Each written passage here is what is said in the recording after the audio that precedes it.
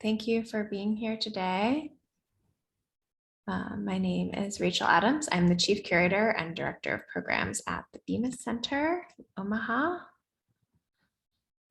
We're going to get started in a few minutes. I just wanted to go through a few upcoming programs and also remind you to, chat in where you're coming from, where you're viewing us from today. It's always nice for us to know where you're joining us from. If this is your first program that you're joining us with at Bemis, that would be also great to know. We are super excited to have Celina and Klaire in conversation today, moderated by Sylvie Fortin. If you haven't seen I Don't Know You Like That, The Bodywork of Hospitality, the exhibition is on view until March 20th. So there's still plenty of time and lots of programs to come happen. We have several programs coming up. So I'm going to go through a few right here, sort of a few next ones. If you're not familiar with Bemis Center, we are a 40-year-old contemporary art organization based in Omaha, Nebraska. We sort of have three arteries of programs that we do. We have an international residency program where residents live and work upstairs. We have an exhibition program that is also internationally based, so showing national and international artists in our first floor galleries. And then we have a sound art and experimental music program where we have performances approximately twice a month, as well as a tract within the residency program that focuses on sound and experimental music. So coming up at Bemis, our next program is on February 8th. It's a curator's talk with Manuela Moscoso in conversation with Sylvie Fortin. And if I didn't already say it, Sylvie is the curator for this exhibition. She will talk more soon.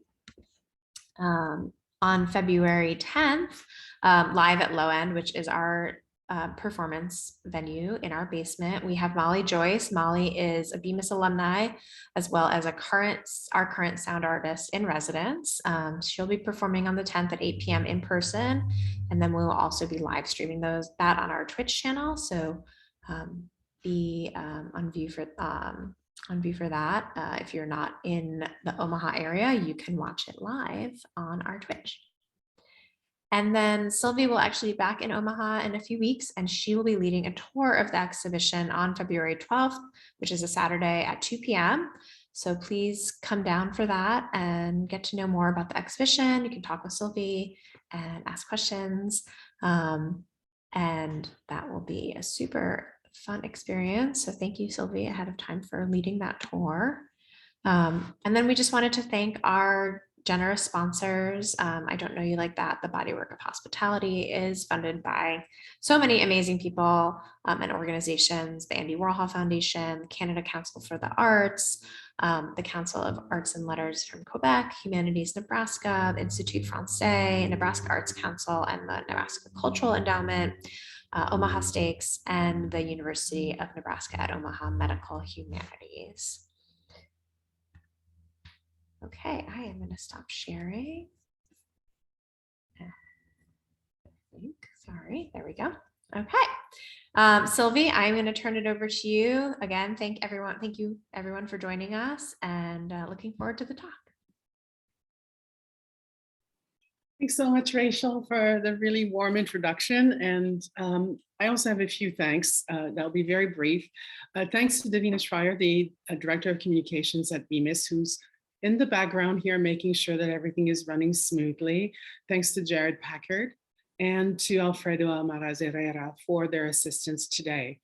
And also thank you to Laura Bruce, Stacy Nelson, Ann Lomax, and Bridget Moser, whose skill and energy really helped Celina and Klaire realize Celina's vision. Without them, this could have never happened. And welcome to each and every one of you, and thank you for joining us today for the first of a series of artist talks that accompany the exhibitions I Don't Know You Like That, The Bodywork of Hospitality. We're delighted you're here, and we really thank you for your time and attention. Today's talk will have three parts. Celina will present her work and her ideas for about 20 minutes. Klaire will then jump in and briefly present her work, a selection of textile-based works, which have led to the collaboration with Celina.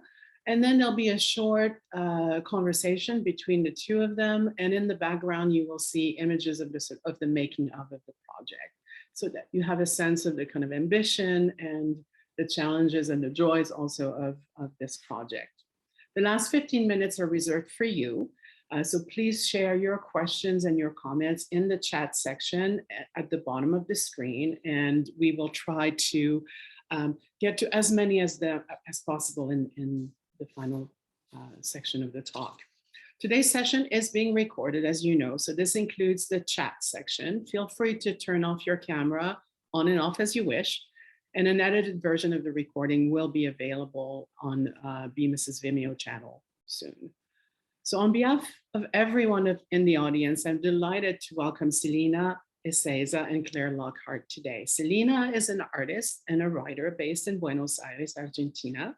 Solo exhibitions of her work have been held at Moria Gallery in 2021 and 2018, at Mobile, at Big Sur Galleria, and other galleries in Buenos Aires. So her work has also been featured in group exhibitions in Argentina and Mexico.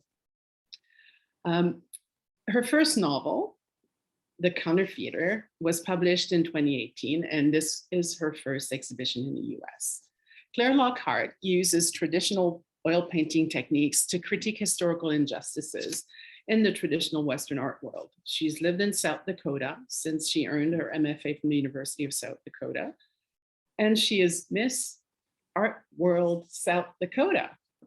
Lockheart enjoys using the human form as a vehicle to communicate the agency of women with viewers, especially since women artists were historically prohibited from studying live models and making historical painting. In addition to addressing femininity and feminism in her artwork, Lockheart incorporates humor to make serious subjects approachable. She also creates fiber art to address concepts of women's work and women's art. And now please welcome Celina Eceiza. Hi, everyone. Thanks for coming. And I would like to extend Sylvie's thanks for my part.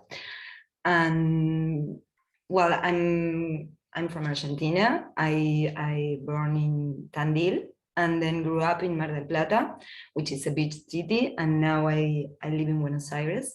So I will start to share images and previous projects that are related to Bemis projects. And then I'm gonna share some images about process and miscellaneous that are related to my work.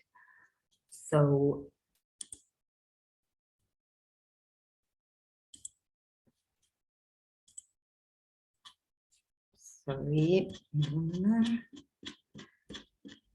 sorry.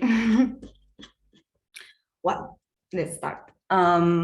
For Bemis exhibition, I actually knew Sylvie in here in Buenos Aires, and she saw an exhibition that I was running at that time, and she told me about her project of bodywork of hospitality, and we start to imagine how it will be to start to embrace the spaces of Bemis that are usually as blank spaces. So the project starts with a path, and the idea of this corridor is that it was a sequence of images that feed one to each other. They speak of the flow of human energy, but also about the germ, the seed. There's an image in these drawings that repeats, and it is the balanced egg. And I think that for me that the egg is that a double form that is hard and liquid at the same time. But what I was interested about these drawings that I made 6 years ago, and then I found them again. It was like the physical experience that they have on the side, the size. These drawings measures like 350 meters, 4 meters approx, and they have a physical experience. And my interest in creating these spaces, these architectures, is to think the images as an ecosystem. None images are prevalent, have prevalence to the other. They live together in that space. So we start with this corridor, and the drawings are made of chalk, which I really like that material because it's dust, and there are like some symbolic on that material. But on the other hand, these images for me are like a secret, and I think that the secret in some way reveals when we are with the drawings in the place and we start to live it. The exhibition continued in a second room. On my last exhibition, I also work in the idea of rooms, and these rooms are not previous in the space. I create each one of them, and the idea for me is that each space is like a mental space, and it's an ecosystem that relates to the other, but each one involves an energy. So the second room, it's what I call the girls' room, and it's for me it's like the hall of the exhibition. It's like we have the path, and in the path we have like a break, and this is the middle room. It's more small and it's more private, and then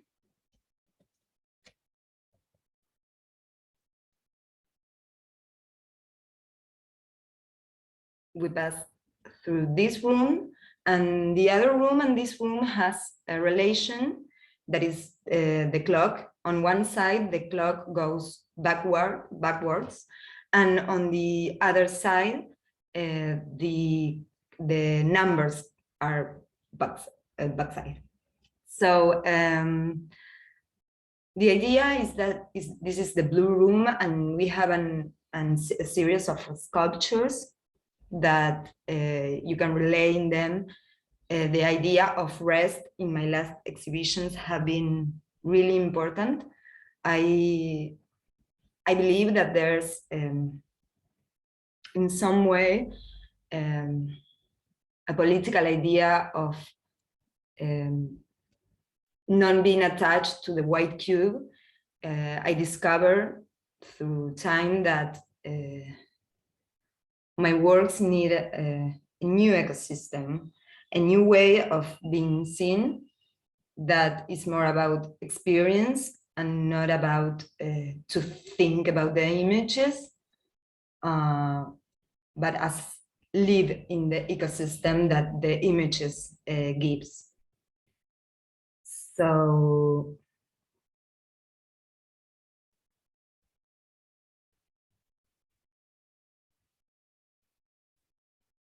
for this exhibition, I work with batik. I dye myself all the fabrics.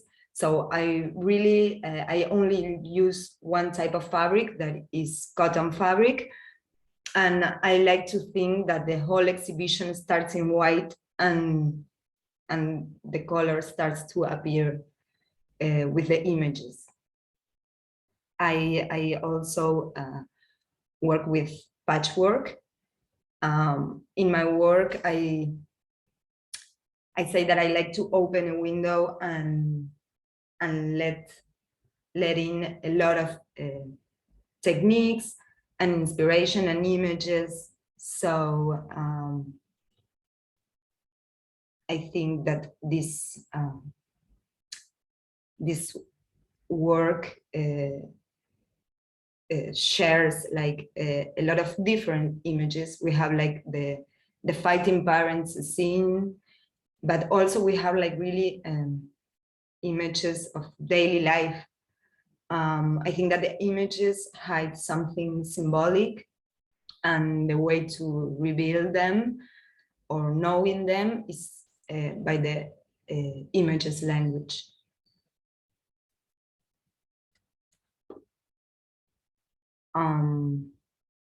Well, now I'm gonna present the previous exhibition that was the one that Sylvie saw when she knows me. And I think it's really related to the Venice exhibition in terms of a space that embrace not only the previous architecture, but the public, and the idea that the images live in a world of images that start to talk with themselves as an ecosystem. So this exhibition was divided in 3 rooms also, and 1 extra room that was the hallway of the gallery. And the idea for me is that each room was a mind space. We have the first space that was the white cube, but it was a soft white cube. And the idea is that these fabrics cover all the gallery, and there were pictures like in a normal gallery, but they were all made of fabric and they breathe with the air, and there were elements of the outside that enter, but it was an ecosystem of itself.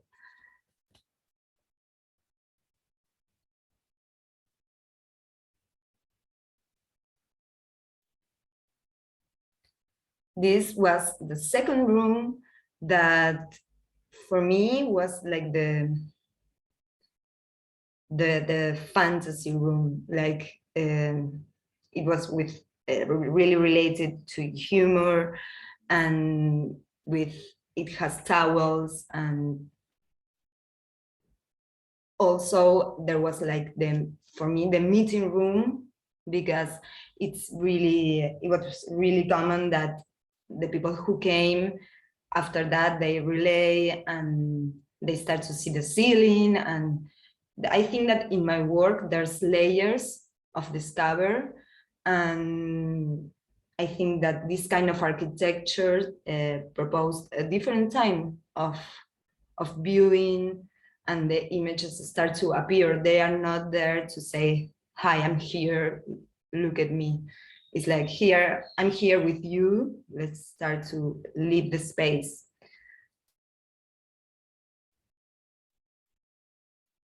And this is the last room that for me was like the physical room, the body room.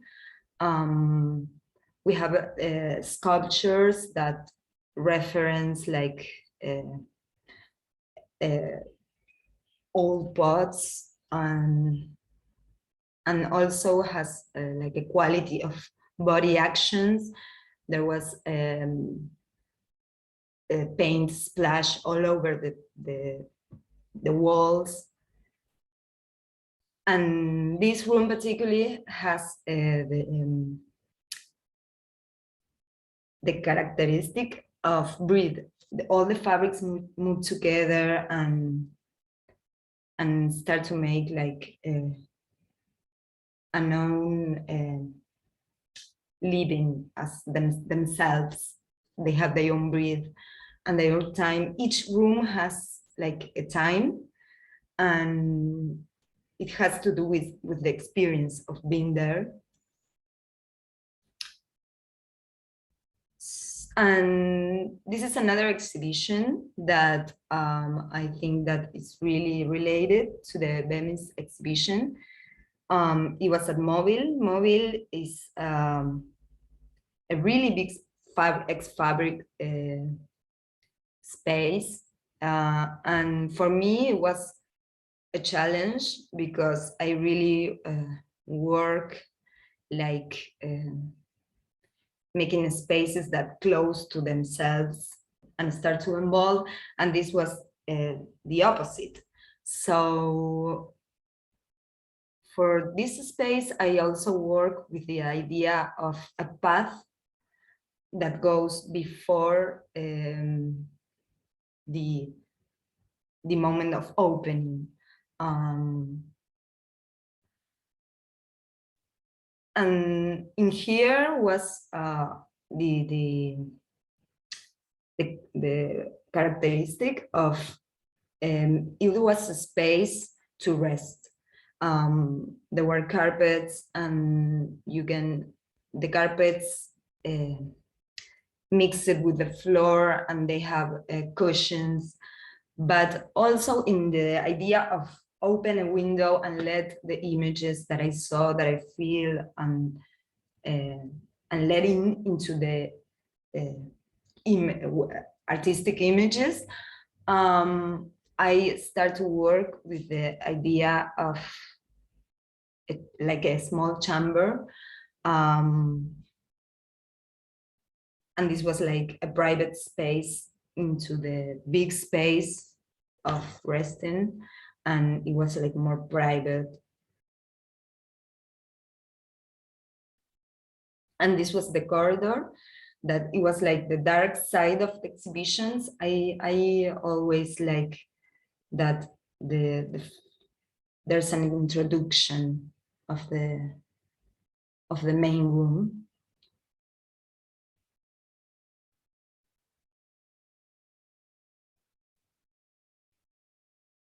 And again, I think that in here, as in Bemin's path, we have the size that generates a physical experience of the exhibition, of the public. When the images are bigger than our own bodies, we start to feel it not only with the eyes and perception, but also with our own measure. Oh.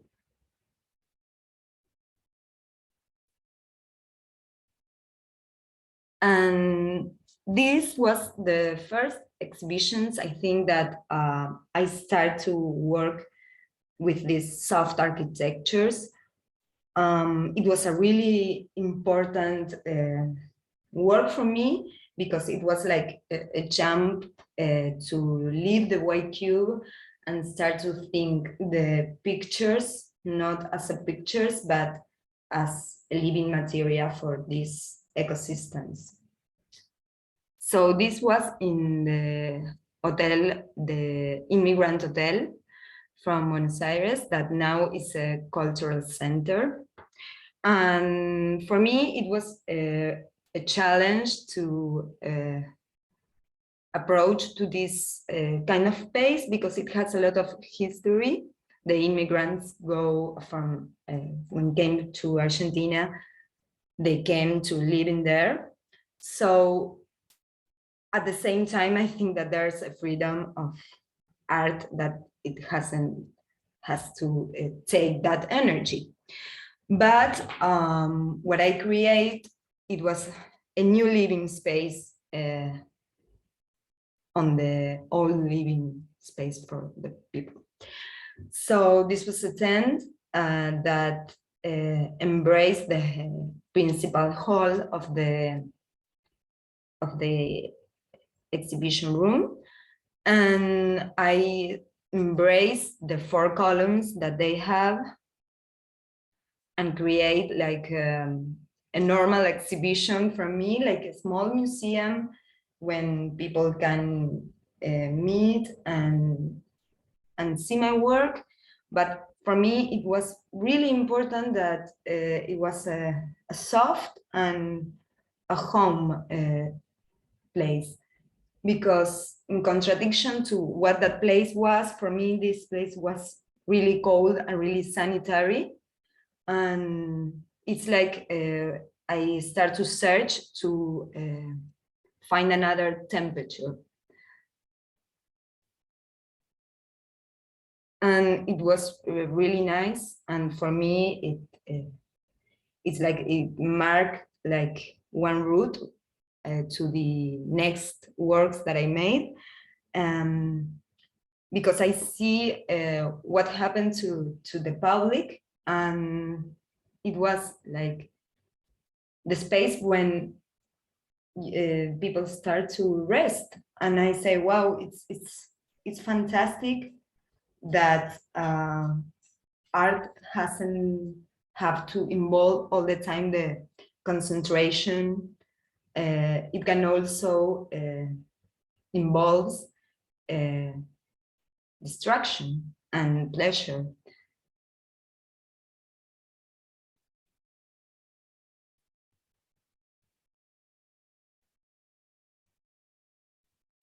And now to end, I will share some pictures of the process and what I call miscellaneous. I think it's really related to my work, in the meaning that I really work with the idea of hospitality on the work, but also the process of my work. It really has to do with my house and my intimacy, and with relaxation. And so this is when I dye the fabrics. I don't work in industrial ways. I have a big bucket, and my house, when I made the exhibitions, are full of dyeing buckets and buckets.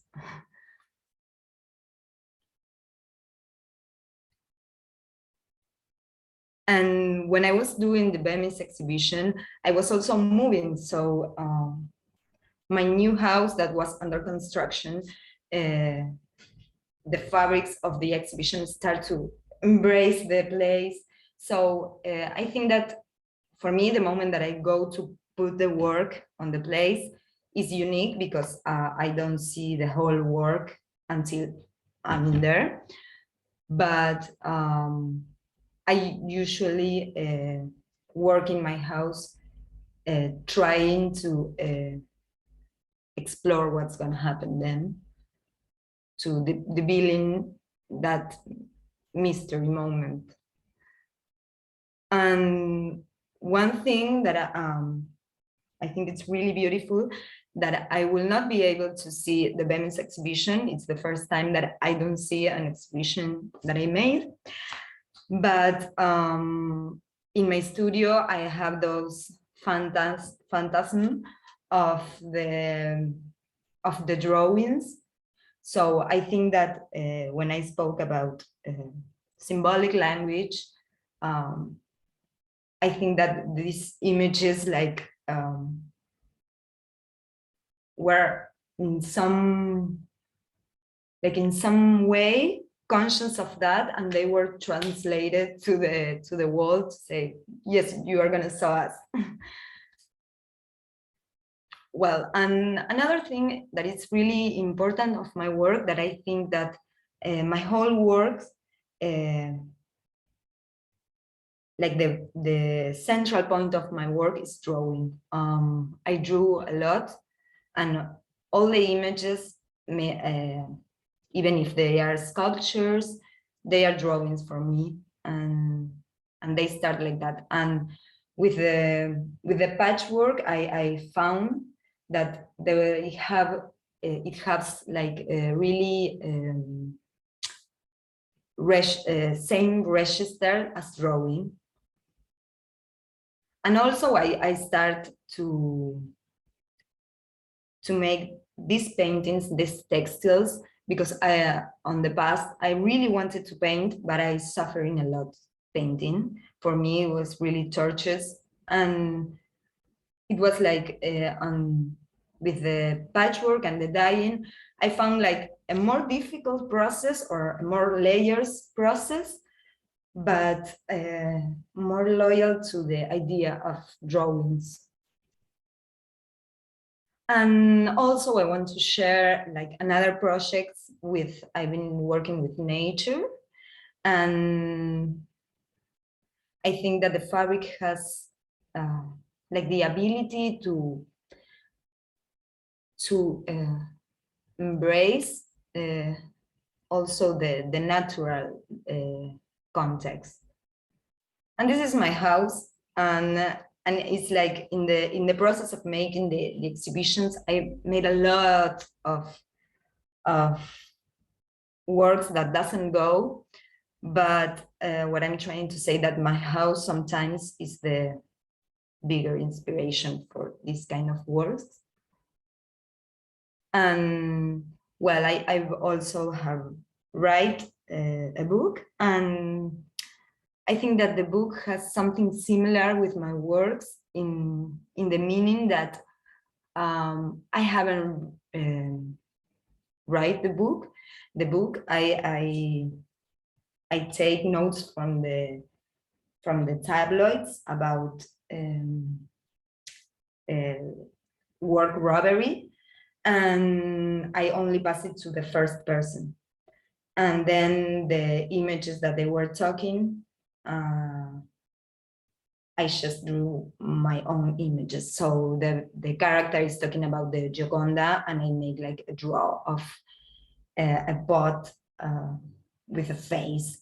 And the idea of that is that the images don't have the function that they have in the tabloids that usually support the verbal language. The images only support the images in here. And I think, and destroy the verbal language. And I think it really, really relates to my work. I really think that my work can be read into the images language. The verbal language it's another kind of language that can goes to the side of the images language, but I think that the experience of my installations has to do with the images language. And to finish, I also draw in a different way. In my webpage, I have recipes, and I present the recipes as drawings.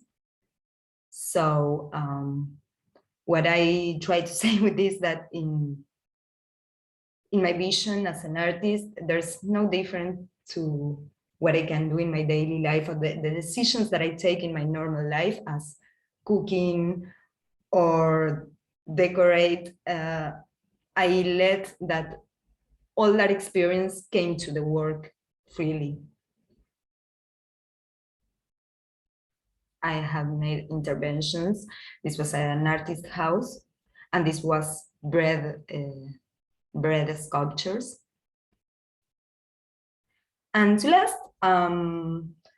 for Bemis, we work with SketchUp. That it's a system, a program that serves to work with the space. And for me, it was like the key to can develop the work, not only for Bemis, but previous. But I always let that the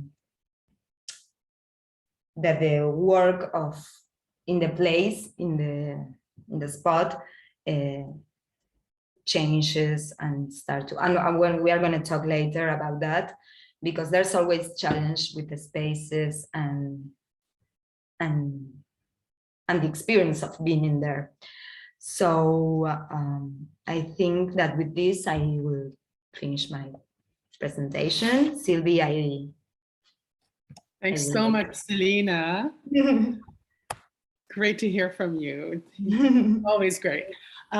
Claire, if you could join us now. Maybe Celina, if you want to I start. will stop sharing.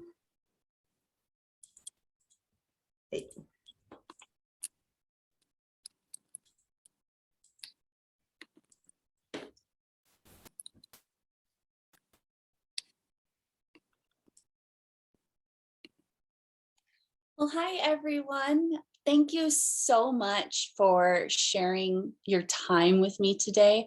It was an honor to be able to work with Celina and Sylvie in order to make her epic installation come to life at the Bemis. And I also want to thank Laura and Stacy and Bridget, and even Sylvie did some sewing on this so we could get it together. It was amazing. And I just want to share a little bit about my background before I joined the project. When I first met Celina and Sylvie, I shared with them some of my fiber work. And this is from my domestic sarcasm series.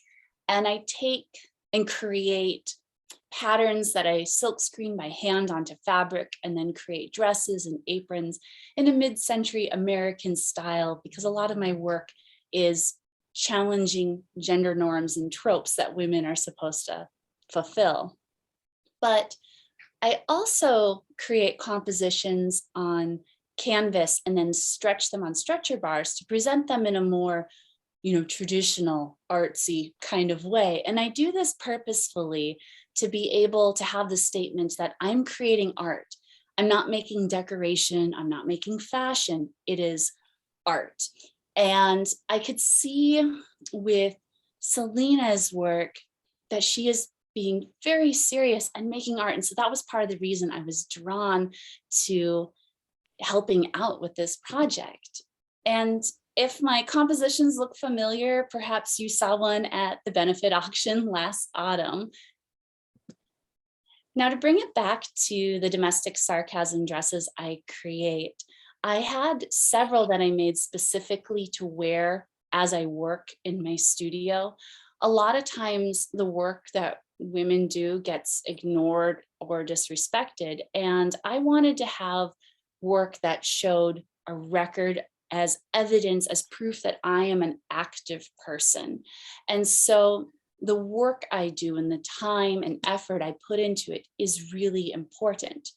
And so for those of you who are lucky enough to be able to go experience Celina's installation in person, I really recommend after you see it and you see the rest of this great exhibition, go through her installation again. And I want you to think about all of that time and energy that went into it, because there's so much work that artists, and especially women artists, do that gets ignored. And I just wanted to emphasize that concept of it. But I'm going to keep mine pretty brief, so the focus is more on this great experience that Celina created. And I want to thank you once again for letting me share a little bit about my art with you. Thanks so much, Claire. And now we'll just go through a series of questions that we've kind of agreed on, but I might stray a little bit. And I invite all of you also to share your questions in the chat, and we will sort of gather them and bring them together in the last 15 minutes. And so what you'll see as I share my screen are images of the sort of making of the project, so that you have a sense from, from A to Z what was involved as we talk about different questions. So just one moment and I will do a slideshow. So my first question is, Celina, for the longest time we held on desperately to the belief that you would come. And at some point we realized that that was not going to happen. Very sort of difficult moment. And so I'd like us to sort of go back to that moment and sort of share the sort of sequence of thoughts and the process there. So when you realized that you would not be able to travel to Omaha to install the work, you had to pivot and find a way to prepare it. this is the first time that you've had to face this sort of reality. And it's also a reality that because of COVID, many artists and curators have had to deal with in the last year and a half. So if you could take us back to your sort of first reaction, and then how do you approach this situation, and what principles kind of help you navigate this process where you were going to have to delegate to someone else the final crucial installation. So take us back. Well, I think that until the last minute with Sylvie, we were like convinced that, oh, there's going to be miracles. And it was really hard for me to imagine at that moment that we say, okay, I will not be able to go. We have to have a plan B. Until that time, that moment, I was convinced, profoundly convinced that it was impossible that someone else can do my work. And not because I do something that it's like a secret, or just because until that moment, I had never delegate, not only not doing myself to put all the installation together, but I haven't delegated a lot. I've been working with persons and people, but I was really in some way possessive with, and thought that was really important because at the moment of put everything together, I take a lot of decisions. And it's something that for me is great, but I also discovered that I can work in another way, and I can take decisions, but the most important thing is I can trust in another hands, you know, as it was really symbolic, because for me it was like letting go a child, like that kind of affected affection to the work. So this experience has been great. Of course, if I will have to choose, I still wanted to be like a protective mother, but I think that what this experience do from the moment that we take the decision that we have to go for the plan B, is that concentrate the energy and see what is important, you know, but also how to transmit that. For me, that was something really new, because I think that when someone else is working, you have to on something of mine, you have to provide all the elements that you can have, but the most important is to trust in that other. I think for me that was like the first step to let go the idea that I wasn't able to go, to say I will trust that this was going to be a new experience, but it's going to be the exhibition that can be during the moment of the world. So yeah, and you know, as we were installing, there was one thing that was coming back frequently, which is all of the things that you do when you install the work that you're not necessarily conscious of, or that you know, are just automatic for you. And so if you could speak about the sort of process where you had to translate this embodied knowledge into something that you can articulate in words, but also in words in English for someone else. So this kind of double process of translation. And so what you learned in kind of becoming aware of everything that you do normally without knowing it, right? If you could talk a bit about that. yeah, I think that the first thing that helped a lot was like having a SketchUp, one, because we were in different countries and we can talk and we can see, but I think that it always the people told me, oh, how much work, and I didn't realize, because for me that work is on service to the installation or what I want to see. So there's a lot of deseo in Spanish. There's Desire. desire, and I'm not conscious of how many work. I know I work a lot, but I think that when I saw you, even Sylvie, I saw you sewing, and Claire, and to the last minute it started to gain more people because we are really rushed. And in one way I feel guilt, like I say, oh my God, I didn't mention, and I say to you like, no, okay, I will do it alone and maybe one assistant.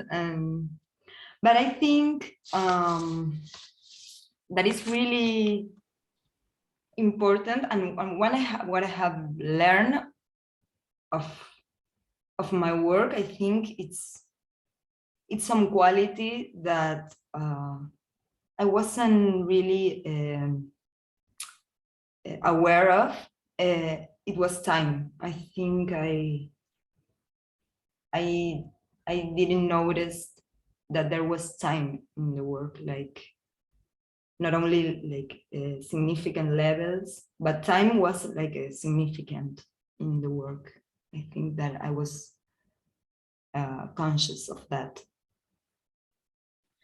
Yeah, and before we go to the question, I'll jump to Claire now.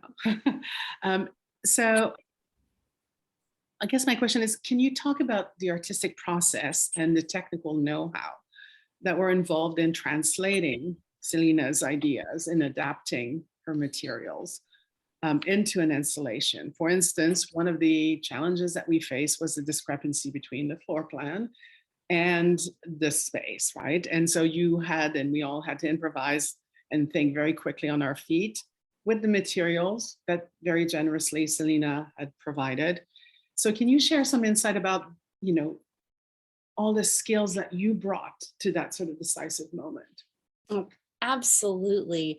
Now, I have installed exhibitions before, but, you know, more like normal ones where you do some math and hang things on the wall, which is a breeze compared to this. And I live in a Victorian house and do a lot of like architectural construction and like wood shop work. And building 3 rooms completely out of fabric is way harder than any of these other experiences. So I have to know this architectural understanding. I have to work with Celina's instructions, which were fabulous. I know that her artwork is her baby and she's the mother of it. And I'm honored to have been the babysitter and to be able to incorporate the materials we have in this space. And there was so much math. I think there were many times people walked through and I had notebooks with all of the equations I had going on in order to be able to fit everything to make it the way that was Celina's intention. Plus just the physicality of the fabric and knowing what fabric does in what situations and incorporating just even gravity and the lighting with it. So there's a lot going on. And I could probably talk a bit more about that, but I know there are other questions to talk about. And so please do share your questions in the chat. I don't see any right now, so we'll keep going with our questions, but please, we do want to hear from you, and comments, questions, just even unformulated thoughts, just share that with us and we would love to hear what you think. So I guess I was curious also, Claire, when you saw this call for assistance, So you're, a highly skilled artist yourself. Why did you answer the call? And what were you looking for in that experience? And then finally, maybe what you learned in that process. Well, I'm going to admit that I almost didn't apply in the first place when I saw the call, because it was near the end of the year and I was wrapping up a big project for the Elizabeth Greenshields Foundation. But I saw the call on Instagram, and then I looked up Celina's website and I was blown away by her work. It's so immersive. There's this great tactile quality, and I knew that even though I was personally busy, I didn't want to miss out on an opportunity to work with an artist who's making such meaningful work as Celina. I know I would regret it forever. So that's why I got in touch. And it's just such a different approach to art making than I do, even though I have similar skill set. Like when we started unpacking all of these giant compositions she had, I was really excited to see that the way she hand sews is very similar to what I did. And it just I felt very grateful to be able to help out. So that way, someday in the future, if I get to have a show in Buenos Aires, Celina, you can help me, right?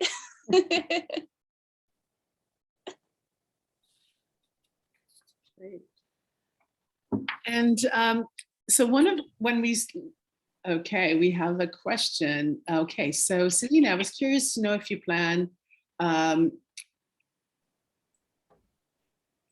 plan where every piece will go in the installation, or if it's more like an impulsive process, or maybe a little bit of both. And the question is from Alfredo.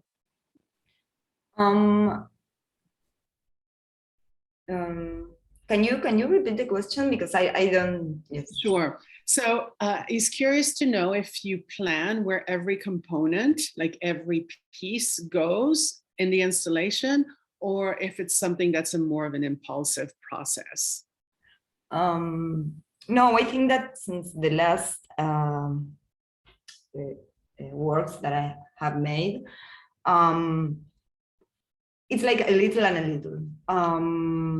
I always kept some mystery to the moment that I will go put on the work together. But I have also worked with a SketchUp, and that really helps me to know how much fabric I will need, and to in some way plan the main idea. But there's also a part that is like really random for me.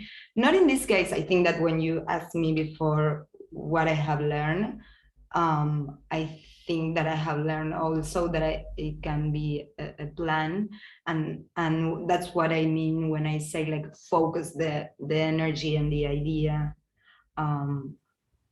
Because for me it was really important to be able to transmit everything as clear as possible. So I think that there's like half and half. The main idea is before the installation is put together, but then there's always something that I look forward to know when I'm put the work together. And we had another question from Celeste, who's asking about the application that you use. So if you could maybe speak a little bit more about SketchUp and how you're using it in your work. Yes, it's really fun because I will try to explain it, but the truth is that I have learned to use it really basic, and I have never wanted to learn more. It's like I want to put a wall and put the floor and work with the dimensions that I have to work. So this program, which what I'm gonna say now, gives a lot of more possibilities. But what this program gives to me is the possibility that if I have a floor plan, that if I have the measurements, I can make that spot that I have to work with, and be able to start to play. Like, okay, I will, what if in here I would make a room? But what I try to do is the same that I do with images, like work free with that. I learn the basic, and then I start to do my work. Okay, we have chance for a last question. Okay, question from Bridget. There is such an interesting combination of image making in your work, Celina, from the drawings to the dyed pattern and the stitches, which are probably the more kind of stealth aspect of the image, or the less visible aspect of the image. Can you talk about how you think about the style of stitches themselves? And could Klaire also comment on that experience of translation? I will have to ask you if you can repeat it. I didn't understand really good in English. So what Bridget is saying is that you combine different ways of image making in the work. So you have the drawing, you have the dyed patterns, and also the stitching. Like, yes. These are all the three different ways of drawing. If you could talk about how you think about the stitches themselves as a way of drawing, and how, if Klaire could speak about again this experience of translation. Yeah, I think that the stitching to me relates to drawing, because it gives me, like, when I draw really fast, and I try to, if that is a possibility, to not think. It's like, for me, it's really drawing, it's about the draw. And the process of these paintings are that I usually do small drawings in papers, and then I start to work with the space and say, oh, this drawing, and I start to imagine that, and then I saw the draw, and I put this draw in a big paper, and I make a pattern. So for me, when I start to put it on the fabric, and then I use a lot of techniques. I work with perfume splash and not only dyeing. When I pass it to the fabric, and then I start to stitch, that I haven't used a lot of techniques. I use one or two, and that gives me concentration. I think that the stitch for me is like quite similar to meditation, it's like do something and I start to think a lot of, because the images is already there, and the only thing that the stitch do that is really important is like to concrete the drawing, but the process is quite similar, and you think, and all the things that I think goes. So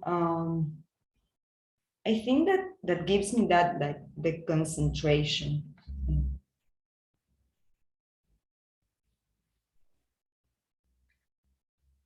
And then is it okay if I jumped in a little bit? I just wanted to say that, like, in my own practice, I'm very meticulous and do a lot of time-consuming processes that most people won't realize.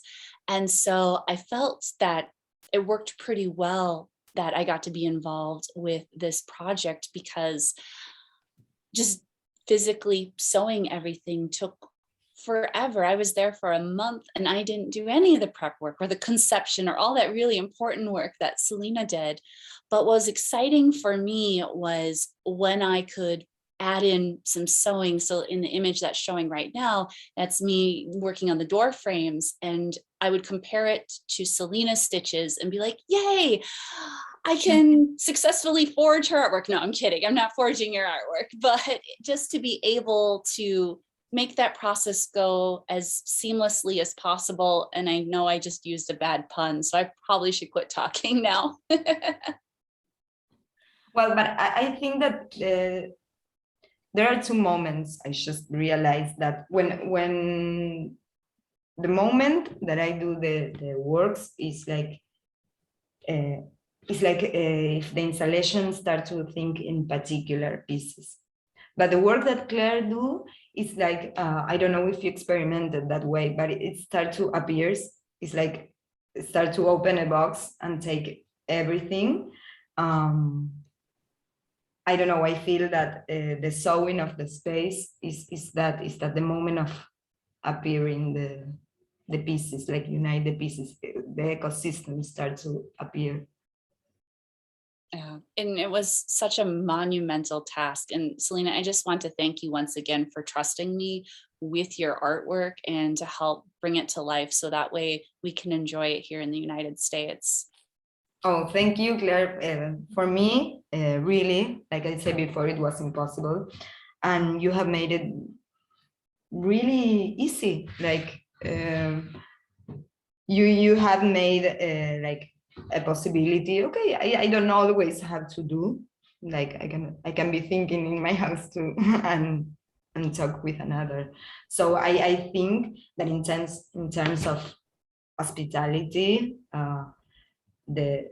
it's like the exhibition really translated to trust, and for me it was amazing that someone who doesn't speak my language, doesn't live in the same country, can relate to me and do something together. For me, that's some kind of hospitality.